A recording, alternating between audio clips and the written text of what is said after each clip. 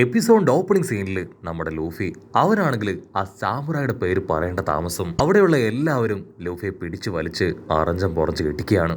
വാണ്ടയാണെങ്കിൽ അവരോട് ചോദിക്കും, സത്യം പറയും, അവരന്വേഷിച്ചു വന്ന ആ സാമുറായി നിഞ്ചയെ അവരെ നിങ്ങൾക്ക് അറിയോ?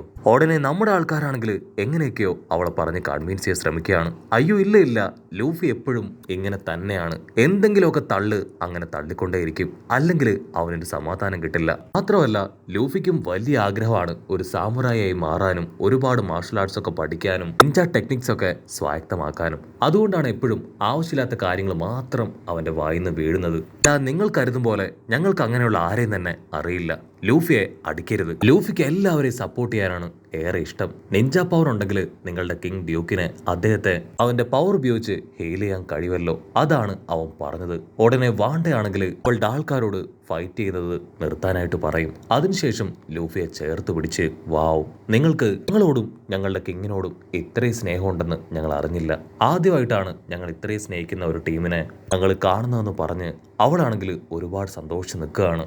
ലൂഫി ആണെങ്കിൽ വീണ്ടും നിഞ്ച എന്ന് പറയാൻ തുടങ്ങും. അത് കേട്ട് ഉസോപ്പ് ലൂഫിയുടെ തലയ്ക്ക് ഒരു കൊട്ട് കൊടുത്ത് അവിടുന്ന് അങ്ങനെ മുൻപോട്ടേക്ക് വരും. അവർ അല്പദൂരം മുൻപോട്ടേക്ക് വരുമ്പോൾ വാണ്ട അവരുടെ കിങ് ഉള്ള ഒരു ചെറിയ മാക്ഷൻ ഹട്ട് അവർക്ക് കാണിച്ചു കൊടുക്കുകയാണ്. അതിന്റെ തൊട്ടു മുൻപിലായിട്ട് ആരോ കുറച്ചു പേരെ അറിഞ്ഞ മുറഞ്ഞ് അറ്റാക്ക് ചെയ്ത് അവിടുന്ന് അടിച്ച് ഓടിക്കുന്നതായിട്ട് കാണും. അടിച്ചത് മറ്റാരുമല്ല, സിസിലിയൻ എന്ന് പേരുള്ള ഒരു ലയണാണ്. അവനാണെങ്കിൽ അവന്റെ തന്നെ ആൾക്കാരെ എന്തൊക്കെയോ ചില കാര്യങ്ങൾ പറഞ്ഞ് തർക്കിച്ചതിന്റെ പേരിലാണ് അടിച്ച് താഴെ ഇടുക. താഴെ വീണവരെ അവൻ വീണ്ടും വെല്ലുവിളിക്കും. അവന്റെ അസിസ്റ്റൻസിനാണെങ്കിൽ അവനെ ഭയങ്കര ഇഷ്ടമാണ്. കാരണം അവർക്ക് ഒരുപാട് ട്രെയിനിങ് കൊടുത്തതും അവർക്ക് വേണ്ട കാര്യങ്ങളൊക്കെ പറഞ്ഞു കൊടുത്തതും എല്ലാം തന്നെ ഈ ഒരു ലയണാണ്. അവരതങ്ങനെ പരസ്പരം പറയുന്ന സമയം ആ ലയൺ അത് ടെൻഷനായിട്ട് ആ ഒരു ഹട്ട് തന്നെ അങ്ങനെ തൂക്കിയെടുത്ത് അവരുടെ തലയിലേക്ക് എറിയാനായിട്ട് തയ്യാറായിട്ട് നിൽക്കുകയാണ്. അവരാണെങ്കിൽ ഇപ്പൊ അത് കണ്ട് പേടിച്ച് ഓരോ ഭാഗത്തേക്ക് ഓടും. പക്ഷെ അപ്പോഴും നമ്മുടെ സിംഹൻ അവൻ വിടാതെ ആ വീട് അവർക്ക് നേരെ വലിച്ചെറിയും. വാണ്ടയാണെങ്കിൽ ഇപ്പൊ ആ സിംഹത്തെ വിളിക്കും. ഇതാണ് ഞാൻ പറഞ്ഞ സ്ട്രോഹാ ടീം. അതിനാ സിംഹം അവൻ അങ്ങനെ എടുത്തു ചാടി നമ്മുടെ ആൾക്കാരുടെ അടുത്തേക്ക് വന്നിട്ട് പറയും, താങ്ക് യു വെരി മച്ച്, നിങ്ങളാണ് ഞങ്ങളുടെ ഐലാൻഡിനെ രക്ഷിച്ചത്. നിങ്ങളോട് എത്ര നന്ദി പറഞ്ഞാലും മതിയാവില്ല. ആട്ടെ, നിങ്ങളുടെ ടീമിലെ ക്യാപ്റ്റൻ ആരാണ് ചോദിക്കും. ലൂഫി ആണെങ്കിൽ ചെറുതായിട്ട് പേടിച്ച് പതിയെ കൈ ഉയർത്തും. അത് കാണേണ്ട താമസം ആ സിംഹം ലൂഫിയെ ചേർത്ത് പിടിച്ച് അച്ചറും പൊച്ചറും കിസ് ചെയ്യുകയാണ്. വാവ്, നിങ്ങളെ കാണാനാണ് ഞാൻ കാത്തിരുന്നതെന്ന് പറഞ്ഞ് അവരെല്ലാവരെയും കൂട്ടി കിങ്ങിന്റെ അടുത്തേക്ക് പോകും. ചോപ്പറും കുറച്ച് ഡോക്ടേഴ്സൊക്കെ ചുറ്റുവരുന്ന് കിങ്ങിന് ട്രീറ്റ്മെന്റ് കൊടുക്കുകയാണ്. കിങ് മറ്റാരുമല്ല, ഒരു ജയന്റ് ഡോഗ്. ഇവിടെ നമ്മുടെ വാണ്ട അവള് കിങ്ങിനെ കണ്ട് ഒരുപാട് വിഷമത്തില് ആളെ അങ്ങനെ ചേർത്ത് പിടിച്ച് ഹഗ് ചെയ്ത് കരയും. കിങ്ങിനാണെങ്കിൽ നമ്മുടെ ആൾക്കാരെ കാണുമ്പോൾ ഭയങ്കര സന്തോഷം. വാവ്, നിങ്ങൾക്ക് വേണ്ടിയാണ് ഞാൻ ഒരുപാട് സമയമായി കാത്തിരുന്നത്. ഇതിൽ നിങ്ങളുടെ ആൾക്കാരാണ് ഞങ്ങളെ എല്ലാവരെയും രക്ഷിച്ച് ഇവിടേക്ക് കൊണ്ടുവന്നത്. നിങ്ങളോട് എത്ര നന്ദി പറഞ്ഞാലും മതിയാവില്ല എന്ന് പറഞ്ഞ് ആള് ഒരു സെക്കൻഡ് ബ്രൂക്കിനെ നോക്കും. ബ്രൂക്കിനെ കാണേണ്ട താമസം ആയിലൂടെ വെള്ളമൊക്കെ ഊറി ആളാണെങ്കിൽ ബ്രൂക്കിനെ തന്നെ കണ്ണിമ വെട്ടാൻ നോക്കി നിൽക്കുകയാണ്. ഉടനെ വാണ്ടയാണെങ്കിൽ കിങ്ങിനോട് പറയും, ആക്ച്വലി ഇദ്ദേഹവും ഈ ടീമിലെ ഒരു മെമ്പറാണ്. പക്ഷെ എന്ത് ചെയ്യാം, ആളുടെ ദശയും തൊലിയും ഒക്കെ നഷ്ടപ്പെട്ടു. കുഴപ്പമില്ല, വൈകാതെ തന്നെ അതൊക്കെ തിരികെ വരുന്നു പറഞ്ഞ് അവളാണെങ്കിൽ ബ്രൂക്കിനെ സമാധാനിപ്പിക്കും. അത് കേട്ട് ബ്രൂക്ക് അവൻ കരയാനും തുടങ്ങും. അതിനുശേഷം കിങ് ആണെങ്കിൽ ഇപ്പൊ ലൂഫിയെ നോക്കും. അവന്റെ തലയിലുള്ള ആ തൊപ്പി കണ്ട് ആൾ വണ്ടറടിക്കുകയാണ്. ഈ തൊപ്പി അതാ ഷാങ്സിന്റെ തൊപ്പിയല്ലേ ചോദിക്കും. അത് കേട്ട് ലൂഫി ഷോക്കായിട്ട് കിങ്ങിന്റെ അടുത്തേക്ക് ഓടി വരികയാണ്. നിങ്ങൾക്ക് ഷാങ്സിനെ അറിയോ? ആളുടെ കയ്യിൽ ഈ തൊപ്പിയുള്ള കാര്യം നിങ്ങൾക്ക് എങ്ങനെ അറിയാം? സത്യത്തില് ഇത് ഷാങ്സിന്റെ തൊപ്പി തന്നെയാണ്. ആളെനിക്ക് ഗിഫ്റ്റ് ആയിട്ട് തന്നതാണ്. ഷാങ്സ് ആളിപ്പോ എവിടെയുണ്ട്, എനിക്ക് അത്യാവശ്യമായിട്ട് ആളെ ഒന്ന് കാണണമെന്ന് പറയും. പക്ഷെ അപ്പോഴേക്കും കിങ് ആണെങ്കിൽ കൂർക്കം വലിച്ച് ഉറങ്ങാനായിട്ട് തുടങ്ങും. ലൂഫി ആണെങ്കിൽ ആളെ എഴുന്നേൽപ്പിക്കാൻ ശ്രമിക്കും. ചോപ്പർ ലൂഫിയെ തടഞ്ഞ് ഇപ്പൊ ആളെ എഴുന്നേൽപ്പിക്കണ്ടെന്ന് പറയും. ആണെങ്കിൽ വീണ്ടും ഇപ്പോ ആ രണ്ട് കിങ്ങുകളെ കുറിച്ചും പറയാൻ തുടങ്ങുകയാണ്. ആക്ച്വലി ഇവർ രണ്ടുപേരും ഈ ഐലാൻഡിനെ പ്രൊട്ടക്ട് ചെയ്യുന്ന കിങ്ങുകളാണ്. പക്ഷേ ഇവർക്ക് രണ്ടുപേർക്കും പരസ്പരം കണ്ണെടുത്താ കണ്ടൂടാ. അവർ പരസ്പരം കണ്ട പിന്നീട് പൊരിഞ്ഞ ഫൈറ്റ് ആയിരിക്കും. അതുകൊണ്ട് ഒരാൾ റൂൾ ചെയ്യുന്ന സമയത്ത് മറ്റേ ആള് ഡീപ്പ് സ്ലീപ്പിലായിരിക്കും. മറ്റേ ആള് റൂൾ ചെയ്യുമ്പോൾ ഓപ്പോസിറ്റ് ഉള്ള ആള് ഡീപ്പ് സ്ലീപ്പിലായിരിക്കും. സോ അങ്ങനെ ഇവർ രണ്ടുപേരും പരസ്പരം കണ്ടുമുട്ടാതെ ഒരുപാട് കാലങ്ങളായിട്ട് ഈ ഒരു ഐലാൻഡിനെ പ്രൊട്ടക്ട് ചെയ്ത് കൊണ്ടുവരാണ്. ആക്ച്വലി വർഷങ്ങൾക്ക് മുൻപ് ഇവർ രണ്ടുപേരും നല്ല തിക് ഫ്രണ്ട്സ് ആയിരുന്നു. എന്തുകൊണ്ടാണ് ഇവർ ശത്രുക്കളായി മാറിയതെന്ന് ഇതുവരെ ഈ ഐലാൻഡിലുള്ള ആർക്കും അറിയില്ല. ആരും അതിനെക്കുറിച്ച് ചോദിക്കാനോ ഡിസ്കസ് ചെയ്യാനോ ഒന്നും നിന്നിട്ടില്ല. ഇവർ അൺഫോർച്ചുനേറ്റ്ലി പലതവണ പരസ്പരം മീറ്റ് ചെയ്തിട്ടുണ്ട്. ആ സമയത്തൊക്കെ തന്നെ വമ്പം ഫൈറ്റ് അവർക്കിടയിൽ ഉണ്ടായിട്ടുണ്ട്.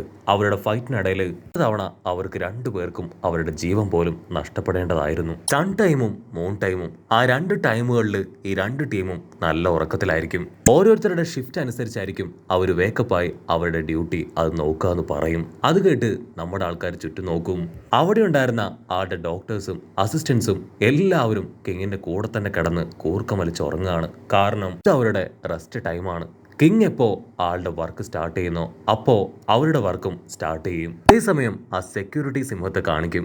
അതാണെങ്കിൽ ഉറക്കം വന്ന് അങ്ങനെ ടയർഡായിട്ട് വീഴുകയാണ്. ആക്ച്വലി ഈ സിംഹത്തിന് രാത്രിയും രാവിലെയും ഇല്ലാതെ ഡ്യൂട്ടി എടുത്തേ പറ്റൂ. 2 കിങ്ങിനെയും പ്രൊട്ടക്ട് ചെയ്യുന്നത് ഈ ലയണാണ്. അതുകൊണ്ട് തന്നെ അതിപ്പോ ഭയങ്കര ടയർഡായിട്ട് അങ്ങനെ താഴേക്ക് വീഴും. ഞാൻ വേണം ഇവരെ 2 പേരെയും പ്രൊട്ടക്ട് ചെയ്യാൻ. അതുകൊണ്ട് തന്നെ എന്റെ ഹെൽത്ത് വീക്കായെന്ന് പറഞ്ഞ് അതും ഇപ്പൊ കൂർക്കം വലിച്ച് ഉറങ്ങാൻ തുടങ്ങും. വാണ്ടയാണെങ്കിൽ വീണ്ടും പറയും എന്തൊക്കെയാണെങ്കിലും അവര് വന്ന സമയത്ത് ഈ 2 കിങ്ങിനെ കൊണ്ടും പ്രത്യേകിച്ച് യാതൊന്നും ചെയ്യാനായിട്ട് കഴിഞ്ഞില്ല. 2 കിങ്ങുകളും അവരുടെ മുൻപിൽ തോൽവി സമ്മതിക്കേണ്ടതായിട്ട് വന്നു. ആ ആന അതൊറ്റയടിക്ക് ഓരോ ബിൽഡിങ്ങുകൾ അങ്ങനെ മുഴുവനായിട്ടും തകർത്തു. ഞങ്ങളുടെ ഐലാൻഡിലുള്ള എല്ലാവരും ആ വില്ലന്മാരെ നല്ല രീതിയിൽ അറ്റാക്ക് ചെയ്തു. പക്ഷെ ആനയെ മാത്രം തടയാൻ ഞങ്ങളെ കൊണ്ട് കഴിഞ്ഞില്ല. ആ ആനയാണെങ്കിൽ ഒരു ബിൽഡിംഗ് പോലും വിടാതെ അങ്ങനെ തകർത്ത് മുൻപോട്ടേക്ക് പോയി. ആനയുടെ കണ്ണിൽ പെടുന്ന ഓരോരുത്തരെയും അത് ചവിട്ടി മെതിച്ച് വീണ്ടും ഐലാൻഡിലുള്ളവരെ ഭീഷണിപ്പെടുത്തി. ആ റൈസോയെ അവനെ ഞങ്ങൾക്ക് കണ്ടെത്തി തന്നിട്ടില്ല എങ്കിൽ ഇതുപോലെ നിങ്ങൾ ഓരോരുത്തരെയും ചവിട്ടി മെതിക്കും. അവരുടെ വെല്ലുവിളിയും ഇത്തരത്തിലുള്ള ആക്രമണങ്ങളൊക്കെ കണ്ട് ഒരുത്തൻ അവരെ തടയാനായിട്ട് ശ്രമിക്കും. അതിനവനെ അവര് മുഴുവനായിട്ടും പിടിച്ചു വലിച്ച് അങ്ങനെ തല്ലി ക്രൂരമായിട്ട് കൊന്നു തള്ളുകയാണ്. ആരറ്റും വാണ്ടയോ ആണെങ്കിൽ അവരുടെ സ്ക്വാഡിൽ പവറൊക്കെ അപ്ലൈ ചെയ്ത് അവർക്കെതിരെ ഫൈറ്റ് ചെയ്യും. പക്ഷെ അവരെയും തോൽപ്പിച്ച് ജയൻസും ആനയും എല്ലാവരെയും ചവിട്ടി മതിച്ച് മുൻപോട്ടേക്ക് തന്നെ പോവും. ഒരു നിമിഷം ആ സിസിലിയൻ ലയൺ അതും അതിന്റെ 2 അസിസ്റ്റൻസും അവിടേക്ക് വരികയാണ്.